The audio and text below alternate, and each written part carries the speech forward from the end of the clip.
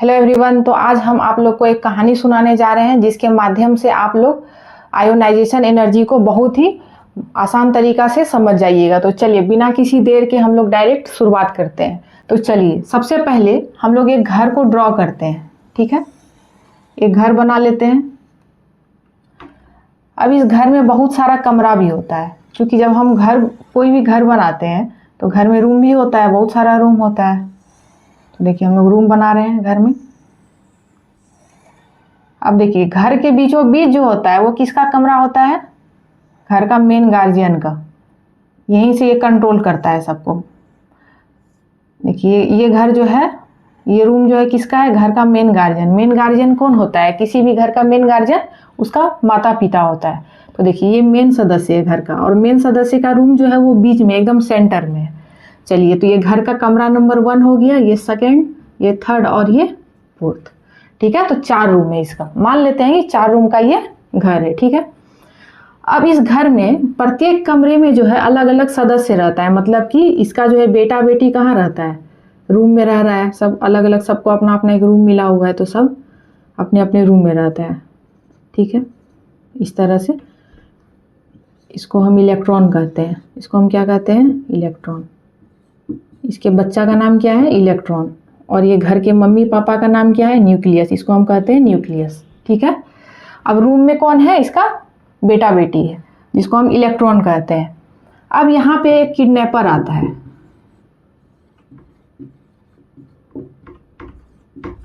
एक किडनैपर आता है। ठीक है, मान लेते हैं XYZ, कुछ भी नाम है उसका नाम है X। X नाम का जो व्यक्ति है क्या करता है? यहाँ से एक बच्चे को गायब कर देता है। यहाँ से क्या करता है? एक बच्चे को चुरा लेता है। देखिए एक बच्चा यहाँ से बेचारा निकल गया, यहाँ से गायब हो गया। गायब होकर के क्या किया? इसको किडनैप कर लिया, बाहर निकाल दिया। घर से क्या किया? बाहर फेंक दिया। तो अब आपके दिमाग में क्वेश्चन आया होगा यहीं पे कि रूम नंबर 4 से ही बच्चे को क्यों गायब किया? ये चाहता तो रूम नंबर 3 से भी गायब कर सकता था, या 1 से लेकर के चला जाता, या 2 से लेकर के चला जाता। सिर्फ 4 से ही क्यों किया? ये मतलब सबसे बाहर वाला रूम से ही ये बच्चा को क्यों चुराया? तो इसके पीछे का कारण ये है कि यहाँ पे देखिए सेंटर में किसका रूम है? मम्मी पापा का रूम है।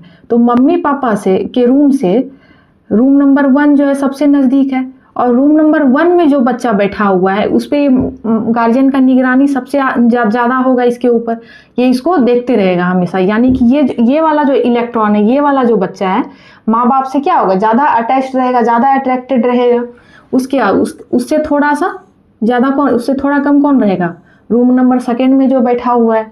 उसके बाद रूम नंबर 3 वाला रहेगा, वो कि सबसे बाहर बैठा हुआ है, उस पर माँ बाप का निगरानी थोड़ा कम रहेगा। तो माँ बाप की देख रेख में वो बच्चा थोड़ा कम रहेगा। इसलिए इस किडनैपर के लिए ये 4th रूम वाला बच्चा को चुराना क्या होगा? थोड़ा ज़्यादा आसान हो जाएगा। इसलिए बच्चा को क्या किया? यहाँ से उठा के लेके बाहर चला गया।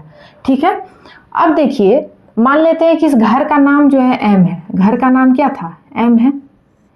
अब इस हाउस का जो स्थिति है, सिचुएशन है, वो पहले जैसा तो अब नहीं रहा। क्यों नहीं रहा? क्योंकि इस घर से जो है अब एक बच्चा जो है किडनैप हो गया है। जैसे ही बच्चा किडनैप हुआ, ये बात जो है उसके माँ बाप को पता चला। ठीक है, माँ बाप को क्या पता चला? कि उसका बच्चा जो है किडनैप हो गया है। तो अब जो है माँ बाप को गुस्सा आएगा कि नहीं आएगा? किसी को भी आएगा। कहीं मेरा बच्चा जो है यहाँ से गायब हो गया, मेरे घर से चोरी हो गया, तो उसको तो गुस्सा आएगा। किडनैपर पे तो गुस्सा आएगा। जैसे गुस्सा आएगा तो गुस्सा को हम लोग क्या कहते हैं? वो आवेश में आ गया, नहीं बोलते हैं जैसे कि ये फलना आदमी जो है आवेश में आ गया, इसके साथ ये घटना हो गया, भाई बेचारा एकदम पूरा गुस्सा में, एकदम आवेश में आ गया। तो आवेश जैसे जनरेट होता है तो उसके सर पे क्या होता है? एक चार्ज जनरेट हो जाता है, जिसको हम हिंदी में क्या कहते हैं? आवेशित हो गया। जैसे इसके ऊपर चार्ज, यानी कि जैसे ये अपना बच्चा खो दिया, यानी लॉस ऑफ इलेक्ट्रॉन। जैसे ये बच्चा खो दिया तो इसके ऊपर एक चार्ज जनरेट हो गया। इसके सर पे क्या हो गया? एक चार्ज जनरेट हो गया। ठीक है, अब ये पहले ये M था, अब M से क्या हो गया? M+। तो देखिए M से M+ बनने के पीछे जो भी एनर्जी रिक्वायर्ड हुआ, उस एनर्जी को ही हम क्या कहते हैं? Ionisation energy. अब आप लोग समझ गए होंगे। बस यही कहानी का मतलब, इस कॉन्सेप्ट के पीछे का कहानी यही था। अब देखिए, अब इसी को हम लोग जो है इलेक्ट्रॉन, प्रोटॉन, न्यूट्रॉन, एटम के भाषा में और न्यूक्लियस के भाषा में हम लोग केमिस्ट्री के लैंग्वेज में इसमें कैसे एक्सप्लेन करेंगे। तो देखिए ये जो है एक एटम है, ये क्या है, एक एटम है, घर है, इलेक्ट्रॉन प्रोटॉन न्यूट्रॉन का क्या है, ये हाउस है, घर है। अब एटम के बीच में कौन होता है, सेंटर में न्यूक्लियस होता है। सेंटर में क्या होता है, न्यूक्लियस। न्यूक्लियस में क्या होता है, प्रोटॉन और न्यूट्रॉन। और प्रोटॉन पे कौन सा चार्ज होता है, पॉजिटिव चार्ज। तो न्यूक्लियस कैसा चार्ज होता है, पॉजिटिव चार्ज। और आप लोग जानते हैं कूलम्ब्स लॉ से कि पॉजिटिव और निगेटिव में हमेशा क्या होता है, अट्रैक्शन होता है। यानी कि विपरीत नेचर का जब चार्ज होता है होगा पॉजिटिव और निगेटिव, तो दोनों में क्या होगा, हमेशा अट्रैक्शन होगा। और सेम अगर चार्ज रहेगा, जैसे निगेटिव निगेटिव रहेगा या पॉजिटिव पॉजिटिव रहेगा, तो दोनों एक दूसरे को क्या करेगा, रिपेल करेगा। दोनों क्या करेगा, एक दूसरे को धक्का देगा। लेकिन अगर सेम अपोजिट नेचर का चार्ज है तो दोनों क्या करेगा, एक दूसरे के करीब आना चाहेगा। मान लीजिए कि अगर जैसे सेम नेचर का दो आदमी है, मान लीजिए ए और बी नाम का दो आदमी है, ए भी लड़ाकू है, बी भी लड़ाकू है, ठीक। तो दोनों में पूरा क्या होगा, दोनों में एकदम फाइटम फाइटी होगा। दोनों एक दूसरे को क्या करना चाहेगा, देखना चाहेगा, नहीं देखना चाहेगा। दोनों एक दूसरे को धक्का मुक्की करेगा, दोनों में लड़ाई होगा। तो वही कह रहा है कि सेम नेचर का चार्ज जो है एक जगह नहीं रह सकता है, दोनों एक दूसरे को रिपेल करेगा। लेकिन अगर मान लीजिए एक आदमी अगर गुस्सैल है और एक जो है S4 मान लीजिए शांत प्रवृत्ति का है, तो दोनों में क्या होगा, दोनों में बात बन जाएगा। चलो वह एक गुस्सा भी करेगा, तो एक जो है शांत प्रवृत्ति का है, उसके गुस्सा को क्या करेगा, सहन कर जाएगा। तो वही है कि अपोजिट नेचर का चार्ज जो है एक जगह एक दूसरे को अट्रैक्ट करेगा, लेकिन सेम नेचर का जो है एक दूसरे को रिपेल करेगा, ठीक है। तो वही बात है, हम लोग का जो प्रोटॉन होता है, न्यूक्लियस जो होता है, वो पॉजिटिव चार्ज होता है, तो वो इलेक्ट्रॉन को क्या करता है, आकर्षित करके रखता है। तो देखिए यहाँ से प्रोटॉन और न्यूक्लियस और इलेक्ट्रॉन के बीच क्या है, अट्रैक्शन है, ठीक है। तो प्रोटॉन के जो सबसे ज्यादा नजदीक रहने वाला जो इलेक्ट्रॉन है वो इससे ज्यादा अट्रैक्टेड रहेगा, क्योंकि जितना डिस्टेंस, जितना दूरी कम रहेगा उतना ही क्या होगा, आकर्षण ज्यादा होगा। अगर मान लीजिए कोई आदमी यहाँ पे है, सॉरी मान लीजिए हम मैग्नेट को अगर हम यहाँ पे रखें, ठीक है, और मैग्नेट का दूरी, और यहाँ पे हम 1 सेंटीमीटर पे अगर लोहे का कोई कील रख रहे हैं, ठीक, तो उसको आराम से खींच लेगा। लेकिन अगर वही दूरी को हम 1 मीटर कर देते हैं, थोड़ा कम खींचेगा, उसी को हम 100 मीटर कर देते हैं, तो और वो कम अट्रैक्ट कर पाएगा ना उस चीज को। वही कह रहा है कि डिस्टेंस जितना ज्यादा मतलब बढ़ते जाएगा, दूरी जितना ज्यादा बढ़ेगा, उसका अट्रैक्शन उससे कितना होगा, कम होते जाएगा। तो वही चीज है कि बाहर वाला जो रह रहा था, बाहर में जो रहने वाला इलेक्ट्रॉन था, वो इससे क्या था, इस प्रोटॉन से, उस न्यूक्लियर चार्ज से क्या था, वो कम अट्रैक्टेड था। इसी वजह से जो है ये क्या किया, इसको आसानी से यहाँ से चुरा लिया, ठीक है। इसके लिए मुश्किल था, पहले वाले को मतलब लेकर के जाना इसके लिए मुश्किल था, फिर सेकेंड वाले को भी मुश्किल था, लेकिन फोर्थ में जो आउटर सेल में जो इलेक्ट्रॉन रह रहा था उसको ये आसानी से उड़ा करके लेके चला गया। तो सेम टू सेम है। अब देखिए हम लोग इसको डिफिनेशन से कैसे समझेंगे। तो डिफिनेशन इसका जो होता है वो क्या होता है, the amount of energy, direct लिखते हैं हम। इस प्रोसेस में क्या होता है, amount of energy required to remove valence shell electron. देखिए वैलेंस सेल इलेक्ट्रॉन किसको कहेंगे, किसी भी एटम का जो आउटर सेल का इलेक्ट्रॉन है वो क्या कहलाता है, वैलेंस सेल इलेक्ट्रॉन। तो वही कर रहा है, to remove valence shell electron from a neutral isolated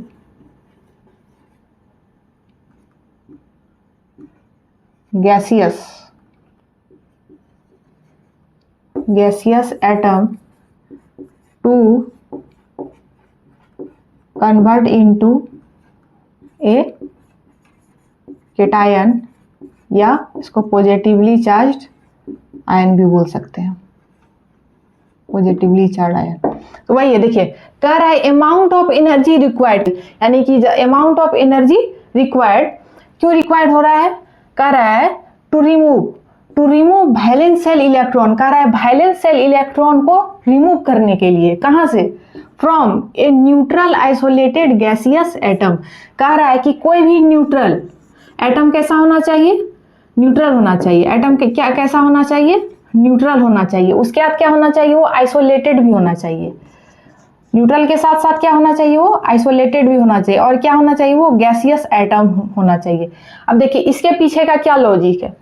आप लोग कह सकते हैं कि सॉलिड स्टेट में हम लोग क्यों नहीं लिए, या लिक्विड स्टेट में एटम को क्यों नहीं लिए, हम लोग गैसियस स्टेट में ही क्यों लेंगे, और आइसोलेटेड ही क्यों लेंगे। आइसोलेटेड का मतलब होता है अकेला, ठीक है, और न्यूट्रल होना चाहिए। इसके पीछे का कारण ये है, सॉलिड का जो स्ट्रक्चर होता है उसमें जो आपस का जो पार्टिकल होता है, सॉलिड का जब स्ट्रक्चर हम लोग पढ़ेंगे तो सॉलिड में जो पार्टिकल होता है या एटम होता है वो एक दूसरे से काफी सटा सटा हुआ रहता है, एक दूसरे से क्या रहता है, वो चिपका हुआ रहता है। लिक्विड में क्या रहता है, थोड़ा दूर दूर रहता है, थोड़ा डिस्टेंस में रहता है। लेकिन गैस में क्या होता है, एकदम दूर दूर रहता है। अगर जैसे एक कण यहाँ है तो एक कण मतलब दूसरा कण वहाँ होगा, एक कण यहाँ है दूसरा कण उस छोर पे होगा। इस तरह से गैस का पार्टिकल रहता है, ठीक है। तो गैस के पार्टिकल को एक दूसरे से कोई लेना देना नहीं है, मतलब हम क्या कर रहे हैं, वो वाला पार्टिकल कैसे मूव कर रहा है नहीं कर रहा है, उससे उसको कोई लेना देना नहीं है, मतलब एकदम न्यूट्रल है, उसको कोई लेना देना नहीं है। तो वही कह रहा है कि इस तरह का जो है प्रोसेस तभी संभव है जब कोई पार्टिकल जो है क्या एकदम फ्री हो, एकदम फ्री मूव कर रहा हो, उसको कोई लेना देना नहीं है कि भाई इसके पड़ोस में क्या चल रहा है, उसके पड़ोस में क्या चल रहा है, ठीक है। इसलिए कह रहा है कि ये आइसोलेटेड होना चाहिए, एकदम अकेला होना चाहिए। और आइसोलेटेड आइटम किस में पाया जाता है, किसी गैसियस फेज में ही तो पाया जाता है ना। तो वही कह रहा है कि गैसियस, आइसोलेटेड और न्यूट्रल होना चाहिए। वही कह रहा है कि जब किसी gaseous neutral isolated gaseous atom से हम लोग जो है उसके वैलेंस शेल इलेक्ट्रॉन को क्या करते हैं, रिमूव करते हैं। और क्यों रिमूव करते हैं, तो कन्वर्ट इनटू ए पॉजिटिवली चार्ज आयन और केटायन, यानी कि उसको या तो केटायन या पॉजिटिवली चार्ज आयन में जब हम कन्वर्ट करने के लिए, फिर उसके बाद क्या होता है, एक एनर्जी का रिक्वायरमेंट होता है। उसी एनर्जी को हम क्या कहते हैं, that's energy is called ionisation energy, यानी कि उसी एनर्जी को हम क्या कहते हैं, आयोनाइजेशन एनर्जी। बात समझ में आ गया कि कह रहा है वैलेंस शेल इलेक्ट्रॉन से जब कोई भी एटम रहेगा वो एटम कैसा होना चाहिए, गैसियस होना चाहिए, आइसोलेटेड होना चाहिए और क्या होना चाहिए, न्यूट्रल होना चाहिए। तो न्यूट्रल आइसोलेटेड गैसियस एटम से जब हम उसके वैलेंस शेल से क्या करेंगे, इलेक्ट्रॉन को रिमूव करेंगे। किस लिए रिमूव करेंगे, to convert into a positive charge ion, जिसको कि हम केटायन भी कहते हैं, यानी कि जिस आयन पे पॉजिटिव चार्ज हो उसको हम कहते हैं केटायन और जिस पे निगेटिव चार्ज होगा उसको हम क्या कहते हैं, एनायन। वही कह रहा है कि जब एटम को किस में कन्वर्ट करते हैं, पॉजिटिव चार्ज आयन में कन्वर्ट करने के लिए जो अमाउंट ऑफ एनर्जी का रिक्वायर होता है, यानी जितना एनर्जी हमको जरूरत होगा, जितना एनर्जी चाहिए, उसी एनर्जी को हम क्या कहते हैं, आयोनाइजेशन एनर्जी। तो चलिए आयोनाइजेशन एनर्जी को आप लोग समझ गए। तो देखिए इस प्रोसेस में अब एनर्जी का जरूरत क्यों पड़ा, ये भी तो आप लोग के दिमाग में क्वेश्चन आया होगा। इस प्रोसेस में एनर्जी क्यों रिक्वायर हुआ, किडनैपर क्या किया था, इस बच्चे को यहाँ से चुरा लिया था। तो बच्चे को चुराने में इसको इफर्ट तो लगा ही होगा, बिना इफर्ट का तो ये, बिना फोर्स का, जब तक ये बाहर से कोई एनर्जी इसको नहीं लगाओ तो बच्चा को तो ये उठा नहीं पाया हो, घर से निकाल नहीं पाया हो, तो इसको मशक्कत तो करना ही पड़ा होगा यहाँ से इसको गायब करने के लिए। तो वही कह रहा है जितना ये एनर्जी लगाया यहाँ से इसको निकालने के लिए, तो वही एनर्जी को हम क्या कहेंगे, आयोनाइजेशन एनर्जी। बात समझ में आया कि M से जब M प्लस बना तो जो एनर्जी का रिक्वायरमेंट हुआ, यहाँ पे क्या हो रहा है, एनर्जी क्या हो रहा है, रिक्वायर्ड हो रहा है, तो वही एनर्जी को हम क्या कह रहे हैं, आयोनाइजेशन एनर्जी। ठीक है, बात समझ में आ गया। अब देखिए आयोनाइजेशन एनर्जी का जो यूनिट होता है उसको हम क्या कहते हैं, किलो जूल पर मोल में भी दिखाते हैं, या फिर देखिए इलेक्ट्रॉन वोल्ट पर एटम में भी दिखाते हैं, ये इसका यूनिट है। अगर एक मोल एटम के लिए हम लोग क्या करेंगे, किलो जूल में उसके यूनिट को दिखाएंगे। अगर सिंगल एटम के लिए क्या होता है इसका यूनिट, इलेक्ट्रॉन वोल्ट पर एटम। तो देखिए यही मेन बात था इसका। तो चलिए उम्मीद करते हैं कि कॉन्सेप्ट आप लोग को समझ में आ गया होगा। ठीक है, अब अगले क्लास में जो है हम लोग पढ़ेंगे कि आयोनाइजेशन जो होता है पीरियोडिक टेबल में किस ट्रेंड को फॉलो करता है। उसके बाद हम लोग देखेंगे कि ये किस किस फैक्टर पे भी डिपेंड करता है।